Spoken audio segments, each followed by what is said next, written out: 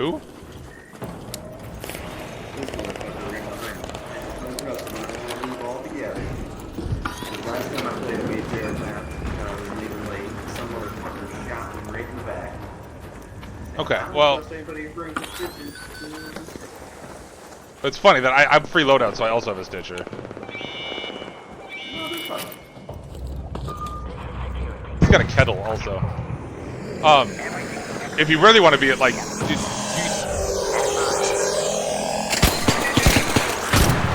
seeing as you brought the real loadout and this guy didn't, you could just down him and then let him walk.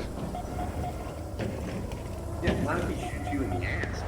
Running out. No, I'm just saying, like here, like we could. Yeah, and then don't finish him. That way you don't have to trust him. Yeah. You get what I'm saying, though? Yeah, now he can't kill you. I mean, that's technically true. little aggressive. No, what are you talking? It's the safest way.